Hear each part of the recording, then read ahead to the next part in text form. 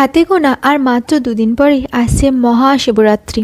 2026 সালে মহাশিবরাত্রি হিন্দু পঞ্জিকা অনুযায়ী 15ই ফেব্রুয়ারি রবিবার সন্ধ্যার পর থেকে 16ই ফেব্রুয়ারি সোমবার পর্যন্ত পালিত হবে। চতুর্দশী তিথি শুরু হচ্ছে 15ই ফেব্রুয়ারি বিকেল 4:49 এবং বাংলার 2রা ফাল্গুন এবং শেষ হচ্ছে 16ই ফেব্রুয়ারি সন্ধ্যা 5:33 বাংলা 3রা ফাল্গুন। উপবাস পালন করবেন 15ই ফেব্রুয়ারি।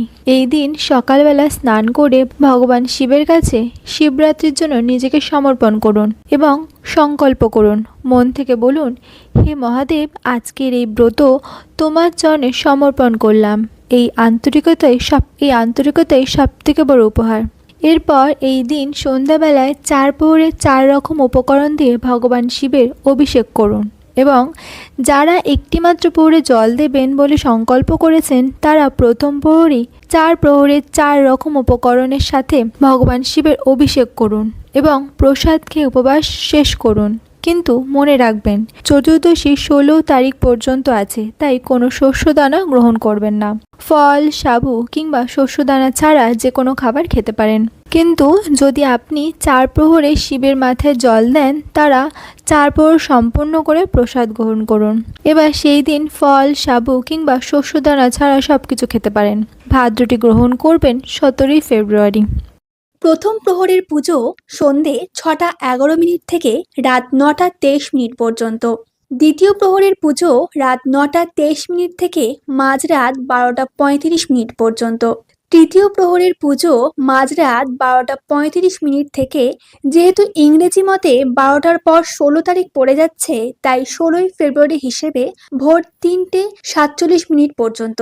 চতুর্থ প্রহরের পুজো 16ই ফেব্রুয়ারি ভোর 3:47 থেকে সকাল 6টা পর্যন্ত। 4 প্রহরের পুজোর নিয়ম। মহাশিবরাত্রিতে প্রথম প্রহরের পুজোয় জলধারা দিয়ে শিবের অভিষেক করা হয়। এই প্রহরে শিব পুজো করলে সুস্বাস্থ্য ও দীর্ঘায়ু লাভ করা যায়। দ্বিতীয় প্রহরের পুজোয় দই দিয়ে শিবের পুজোর নিয়ম রয়েছে। এই প্রহরের পুজোর মাধ্যমে ধন সমৃদ্ধি লাভ করা যায়। মহাশিবরাত্রির দিনে তৃতীয় প্রহরের পুজোর সময় ঘি দিয়ে শিবের অভিষেক করতে হয়। এই নিয়ম মানলে মনস্কামনা পূরণ ও সন্তান সুখ লাভ করা যায়। চতুর্থ প্রহরের পুজোয় প্রথমে মধু ও তারপর জলধারা দিয়ে শিবের অভিষেক করা হয়। শাস্ত্রমতে অন্ধকার আর অজ্ঞতা দূর করার জন্য পালিত হয় এই ব্রত। শিবরাত্রিতে নিষ্ঠা ভরে ভগবান শিবের আরাধনা করলে মোক্ষ ও ভগবান শিবের অশেষ আশীর্বাদ লাভ করা যায় এবং দাম্পত্য অথবা প্রেম বিবাহিত জীবনে কোনো বাধা বিপত্তি থাকে না বলে বিশ্বাস করা হয়। নিশীথকাল, মধ্যরাত্রির শুভ সময় 16ই ফেব্রুয়ারি 12:09 AM থেকে 1:01 AM। এই সময়টাকেই শিব পুজোর সবচেয়ে পবিত্র মুহূর্ত হিসেবে ধরা হয়। এই 4টি প্রহরেই জল ঢালা, ধ্যান, জপ ও রাত্রি জাগরণ করলে শিবের আশীর্বাদ পাওয়া যায় বলে ধর্ম বিশ্বাসে প্রচলিত। শিবরাত্রির প্রধান মন্ত্র ওম নমঃ শিবায়। যে কোনো সময় যে কোনো প্রহরে জপ করা যায়, মনে শান্তি ও শুদ্ধতা আনে। এবার বলবো শিবরাত্রির ব্রত কথা, পুরাকালের কথা। তখন কৈলাস পর্বতের শিখর ছিল সর্বরত্নে অলঙ্কিত, ছিল সায়া সুনিবিড় ফুলে ফলে শোভিত বৃক্ষ, লতা ও গুল্ম ঢাকা। পারিজাত সহ অন্যান্য পুষ্পের সুগন্ধে চারদিক থাকতো আমোদিত। এখানে সেখানে দল বেঁধে নৃত্য করে বেড়াতো অপ্সরা।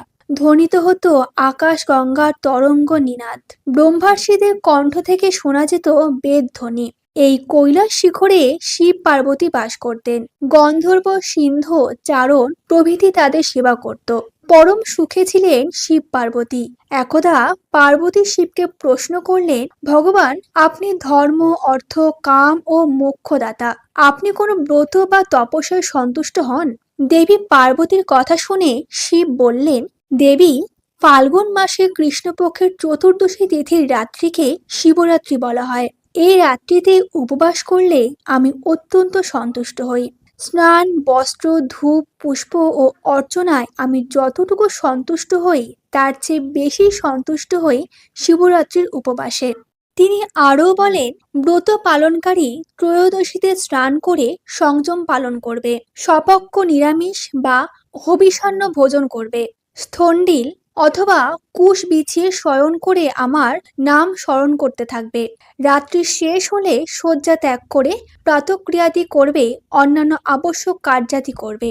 সন্ধ্যায় যথাবিধি পূজাদি করে বিল্বপত্র সংগ্রহ করবে, তারপর নিত্যক্রিয়াদি করবে। অতঃপর থন্ডিলে সরোবরে প্রতীকে বা প্রতিমায় বিল্বপত্র দিয়ে আমার পূজা করবে।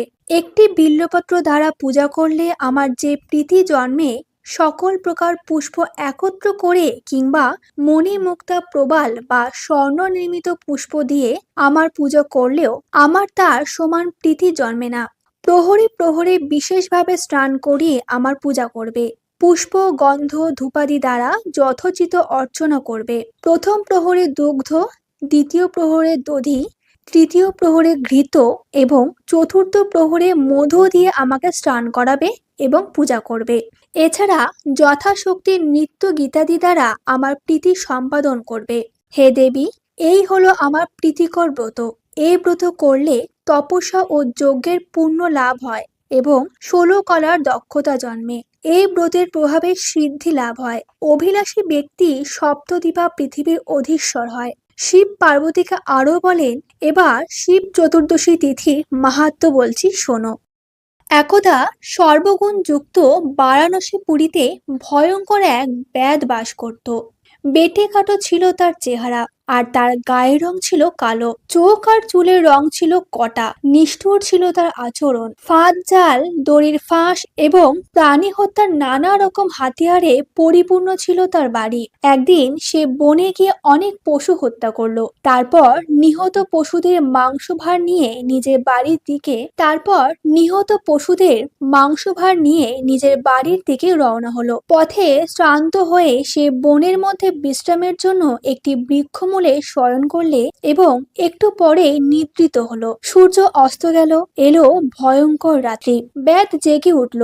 ঘোর অন্ধকারে কোনো কিছুই কারো দৃষ্টিগোচর হলো না।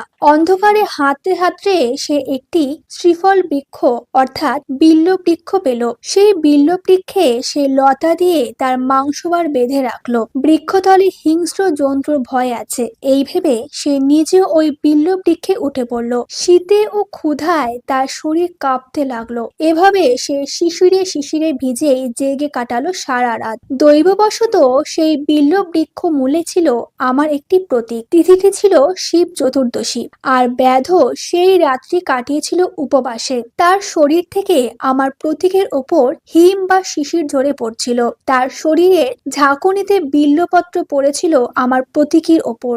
এভাবে উপবাসে বিল্বপত্র প্রদানে এবং শিশির স্নানে নিজের অজান্তেই ব্যাধ শিবরাত্রি ব্রত করে ফেলল।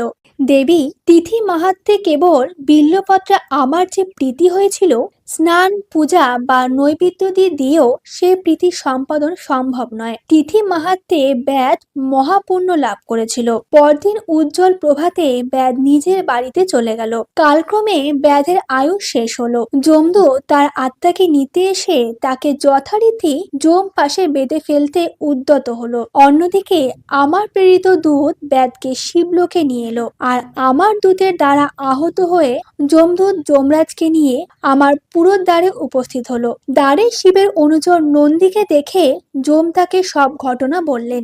এই ব্যাধ সারা জীবন ধরে কুকর্ম করেছে, জানালেন যম। তার কথা শুনে নন্দী বললেন, যমরাজ, এতে কোনো সন্দেহ নেই যে ওই ব্যাধ দুরাত্মা। সে সারা জীবন অবশ্যই পাপ করেছে, কিন্তু শিবরাত্রি ব্রতের মাহাত্ম্যে সে পাপ মুক্ত হয়েছে এবং সর্বেশ্বর শিবের কৃপা লাভ করে শিবলোকে এসেছে। নন্দীর কথা শুনে বিস্মিত হলেন ধর্মরাজ। তিনি শিবের মহাত্মার কথা ভাবতে ভাবতে যমপুরীতে চলে গেল। শিব পার্বতীকে আরো বললেন, এই হলো শিবরাত্রি ব্রতের মাহাত্ম্য। শিবের কথা শুনে শিবজয়া হিমালয়া কন্যা পার্বতী বিস্মিত হলেন। তিথি শিবরাত্রি ব্রতের মাহাত্ম্য নিকটজনের কাছে বর্ণনা করলেন। তারা আবার তা ভক্তি ভরে জানালেন পৃথিবীর বিভিন্ন রাজাকে। এইভাবে শিবরাত্রি ব্রত পৃথিবীতে প্রচলিত হলো। এখান থেকেই বোঝা যায় শিব ভক্তির মূল্য দেন, বাহ্যিক অয়ম্বর নয়। তিনি অল্পতেই তুষ্ট, শুধু চাই সত্যিকারের মন। সবাইকে জানাই আগাম মহাশিবরাত্রি আন্তরিক শুভেচ্ছা। হর হর মহাদেব।